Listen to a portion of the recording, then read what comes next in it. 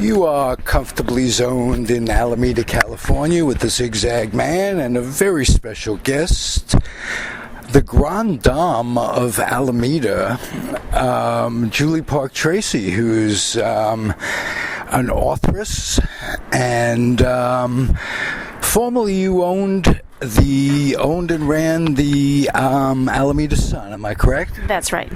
And how long did you do that? Let's see. It was off and on for about 9 years. I did leave and do some magazine work for a while, but retained ownership. And when I did come back, I came back as publisher. I was the founding editor, and I came back as publisher. And I did that for a couple more years. And then it was time to do something else. Okay, and that was go out on your own, be freelance? Freelancing. And I still had a lot of kids at home to take care of, so I was very busy with that as well. Okay, so you've lived both lives, and that's what really fascinates me the most.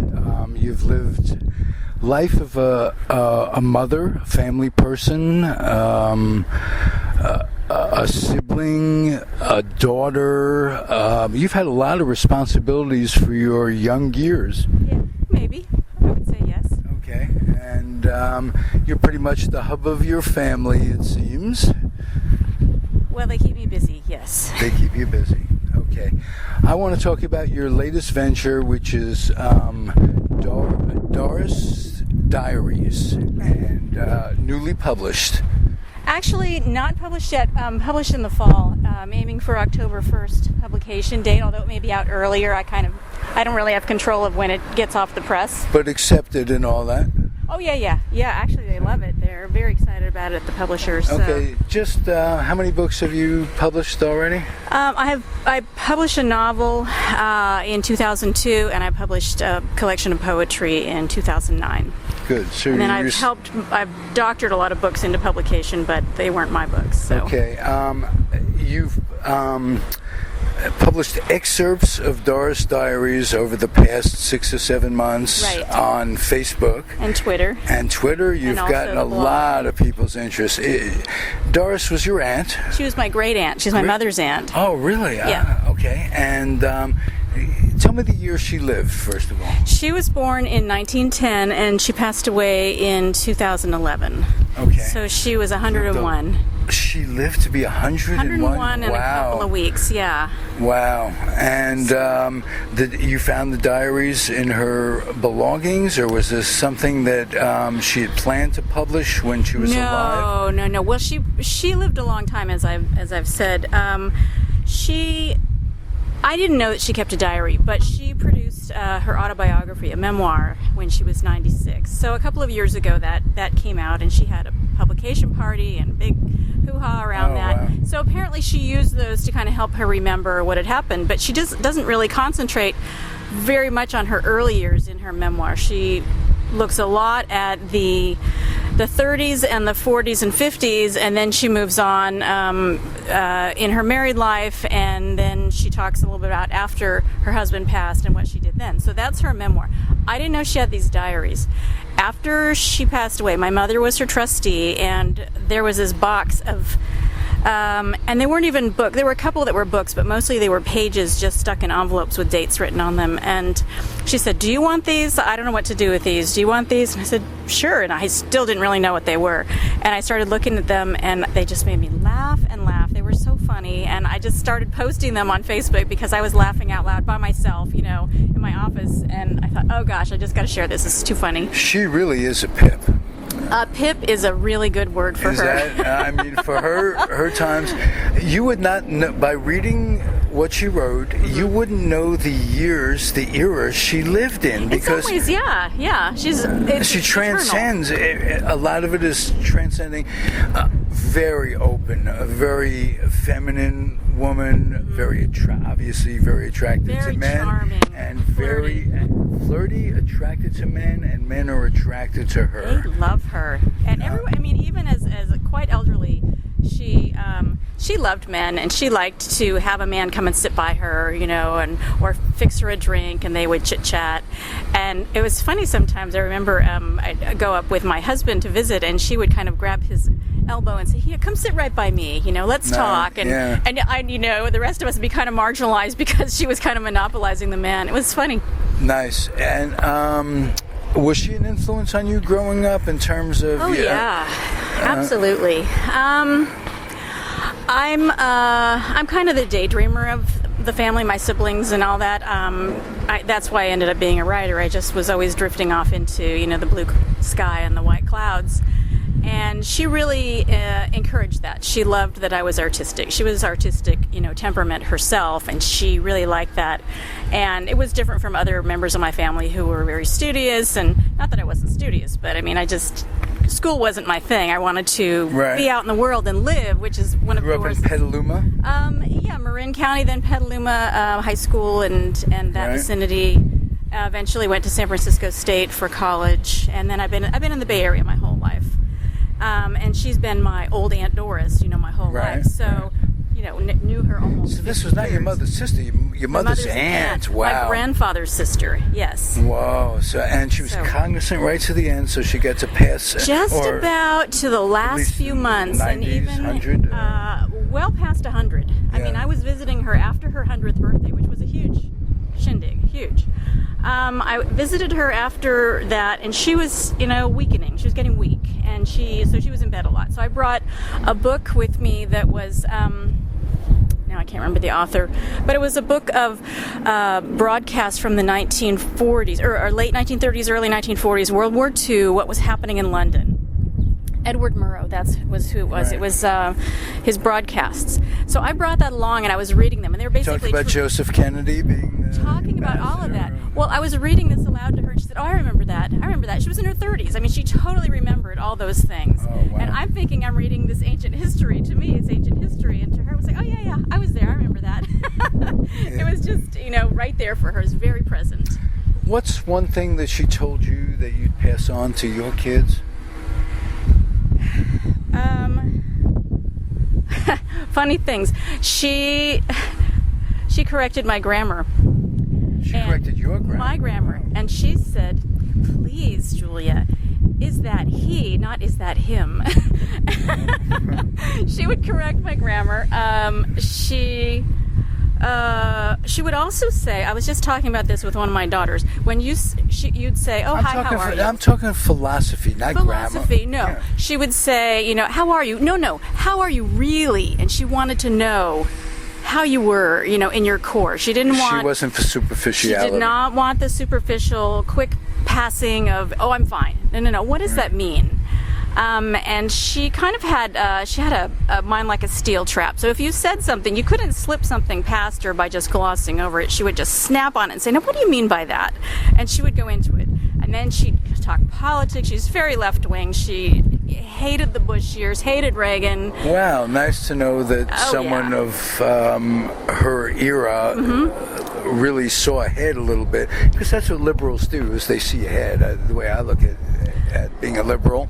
Right. I have to say that I was grateful that she was semi-conscious during the union busting that was happening in the last year. She would have been so upset, and I just said, "Did she hate Reagan?" Oh God, did she hate Reagan? I have letters that she wrote to Reagan, carbon copies of letters that she wrote to Reagan. Because you mentioned the union. Yes, I lived in Sacramento in those days, and it was scary. He was inept as governor. He really let other people run things. When he was governor, I have an old friend who was a state policeman back in those days. The state police guarded Reagan when he was governor, not the highway patrol, as is more common today.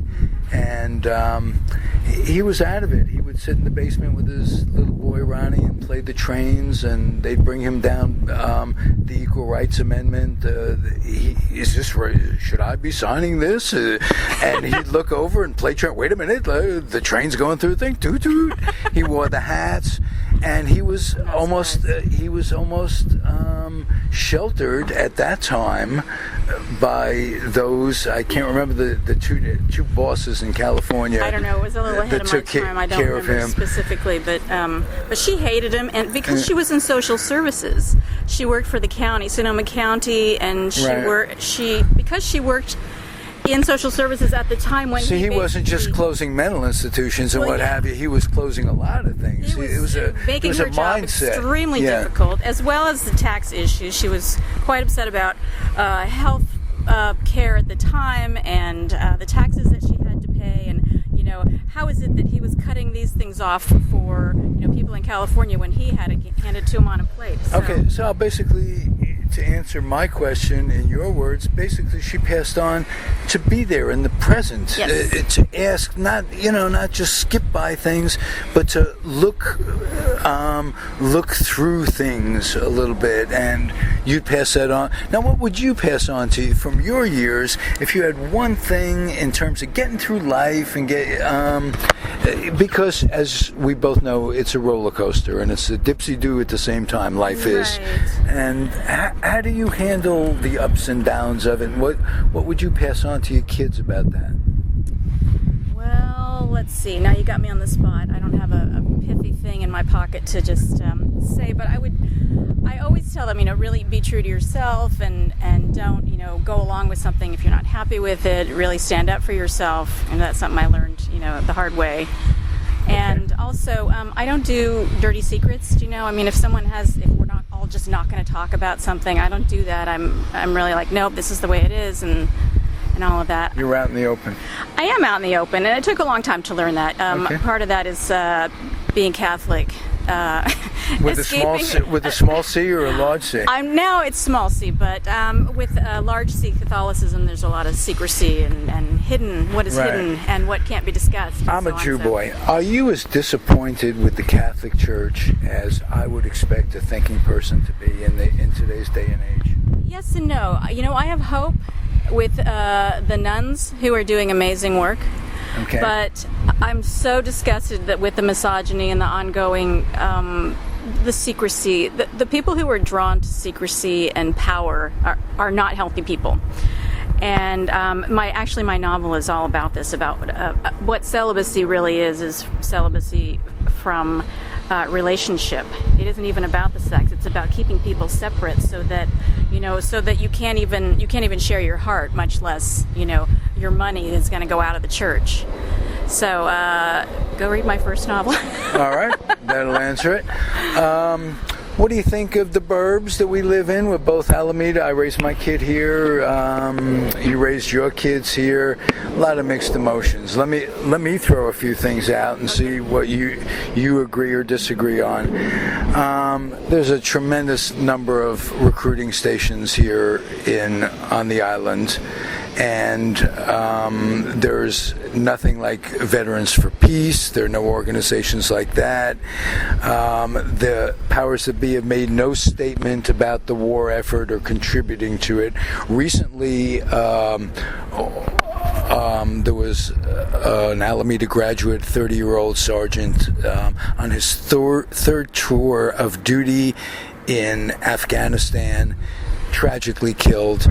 I don't think that wouldn't happen to a Berkeley native, for instance.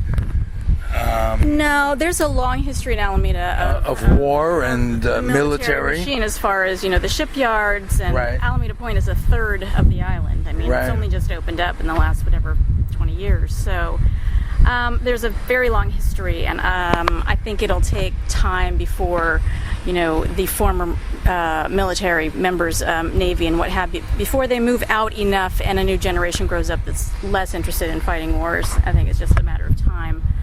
As far as them making a political statement, I don't think that our local politicians can see beyond their own noses, and how are they going to make money off of whatever development they can cough up here in town. I've made a practice of not really discussing it, as I was with the Alameda Sun, and I needed to, maintain my neutrality. Yeah, exactly. Not to, I'm not biased one way or the other. I'm going to cover it, effectively from both sides. But I just, personally, I find it disgusting that, people have their hands in other people's pockets and the development that goes on, and people scratching each other's backs. Do you have any opinion? And this isn't because I'm trying to stir anything up, certainly, because far be it for me to throw anything out there that might become... Oh, okay. Do you have that whole base thing, the SunCal thing, do you have any A lot of the folks that were involved in that, former mayor still sits on the council. DeHaan, he was in on it, still sits on the council. A lot of money changed hands that came out of public coffers that nobody really took responsibility for, and I don't think that would happen in many cities. I don't think it would, and I don't have enough proof of anything, and nor did we have the resources to really look at that at the time. I don't know what to say about that. I have my suspicions, but I think I'll just not go there at this point. All. But it just strikes me as someone. I'm not a native Alamedan. Moved here you're not either. 10 years, but so. Things happen. We're newbies, but things happen that are very, very strange. Wouldn't happen in other cities, and it's not like I'd be shocked at things. I'm from New York. 12 police scandals. All these things that have gone on. I know how Chicago is, but this is a small town, and it's got a lot of unaccounted for dollars that have happened. I would totally agree with you, and I do think it has to do with the Good Old Boys Network and the laying on of hands of the next political candidate and where they go and whatever dirty secrets are passed on when that happens. Okay. And I think that we need a generation, to clean that up. All right. Just like, I think that just goes along with gay rights and gay marriage and things like that. There's a generation that needs to leave the planet before we're really going to be free of a lot of that, I think. So. Okay.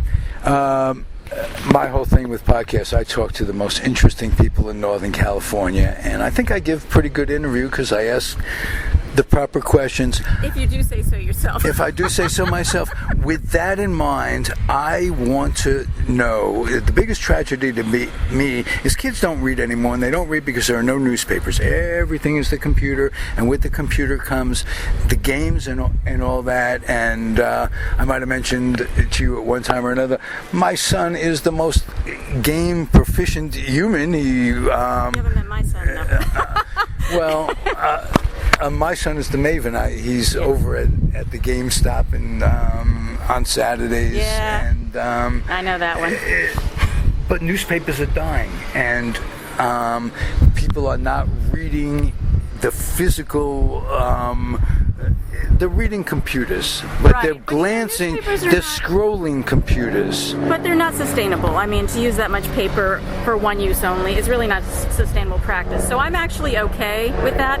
As green as I could make the Alameda Sun, the fact is it still takes paper every day. Even if it's recycled and it gets recycled, that's still a lot of. And you're a recycler. You went through a plastic thing months ago. Green, are you still as much of a plastic freak thing, or that was an exercise? Plastic in the back of my car that I'm taking to recycle as we speak. Okay. I don't do plastic as much as I can. It wasn't just a month's exercise or anything. It really caught on? No, it's sort of like baptism. You kind of can't undo it once you've done it. I've been a member of the Compact for, I think, 5, almost 6 years now, which is buy nothing new. I mean, you see me here at the library. I'm not at the bookstore, and I love bookstores, and everybody should buy my book, right? But the fact is I'm going to make sure the library has copies. But your book will be available over the wave or whatever the cloud and all that. I'm going to do an ebook. There's going to be an ebook. I'm a dinosaur. No problem. I just read old books. I don't even read new books. I just read old books. But there will be an e-version, and it's a print on demand. So I'm not printing 80 million copies of it, and then they're going to be warehoused somewhere or pulped. It's as needed. Each one will be wanted. They'll be wanted children is what they'll be. Good. So you can adopt. Yeah. You don't have to have the book naturally. Borrow. You don't have to cut down a tree, and that's kind of not at your all. own. But if you prefer, you can get the hard copy. Absolutely. And that's nice too. So at our local bookstore, Books Inc. will have it. I'm hoping other bookstores will carry it. I'll do my song and dance. So we need what newspapers produce. We need news. We need newspaper writers. We need editors. We need. We really need editors. Hello. Yes. So that how can it? What do you see in the profitability of it if we're not going to be putting it into hard print? How? Is the profitability by subscription over the net? It's never been by subscription. It's always been the advertising. Okay. It's the same as TV or radio, unless it's Well, there's like public broadcasting and all that, but they're always begging for money, and people get tired of hearing that. The thing is, So if basically, it's the news you get advertising- is in some way, not from you, of course, but from other news agencies, somewhat influenced by the advertising they bring There's in. always that battle. Let me tell you, there's always that battle from the smallest local community newspaper on up. And you're going to have your staff is going to be liberal and your owners are going to be conservative, and that's just tends to be the way it is. They told me that in journalism school 30 years ago. When you were the owner and you were liberal, Mm-hmm. did you find getting advertising more difficult because of your views, say, in a conservative town? No, because people do read the local paper. People do want to advertise, because if you have the school news and you have the school sports and you have local business and all this kind of thing. And you didn't do much editorializing in the local paper. I don't think it was. We did a little, but the thing is, it was a small staff and nobody made any money there. Everyone was scrimping along and still is scrimping along. It's never been a cash cow, but we got it sustainable, where we could pay the bills and all that. But the thing is, it's not like a ginormous, machine. Oh, we have passerbyers. This is Studio 1C, which is out in the open, if you will. Hey, listen, anything you'd like to say to the internet? I would just say, if you're interested in the Doris Diaries and the Diaries of a Roaring 20s Teen, I'm doing it pretty regularly. Almost every day I'm posting on Facebook as the Doris Diaries. I'm posting on Twitter as the Doris Diaries. There's the Doris Diaries website, www.thedorisdiaries.com. And it's something new every day, because literally I'm transcribing her decades of diaries as I go. Oh, it wasn't just her youth. No. I've only read about her decade of decades. Well, what I'm posting right now is 1927, and then I've got 1928, 1929, 30, through the 30s. I've got through 1948, and then there's a break when she's married. So and she then talks about Pearl Harbor and all that stuff? Yeah. She moves from Portland to San Francisco in 1938 and works for the Red Cross, and then she starts getting involved in local labor politics, and that's where she meets her husband, who was president of the Hod Carriers Union and a Wobbly, and very much involved in the Wobblies and Centralia, Washington massacre, etc. So and she knew people like Jack London's daughter Becky was a pal of hers. She was pals with a lot of guys who ended up being blacklisted in Hollywood. They were creative Jews, and got on the list as possible or real communists. There's a great Woody Allen. There's a great Woody Allen movie about those times. Do you remember it offhand? I'm trying to think. He played. It's called The Front. He was the front. He was a writer for all these blacklisted folks in the 50s, and Zero Mostel was one of them. Tremendous movie, and he had all these blacklisted people come in and play the roles of those who were blacklisted, and is a great movie. It's not a comedy by any means, although it can be a little cute, Woody Allen-ish. If you get to see it, those are those times. Hey, you're terrific to talk to. Thank you. I hope you come back to Comfortably Zoned, and I hope this was fun for you. Fabulous. Thanks so much for having me. It was great running into you. Great running into you. See ya. Thank you. Bye.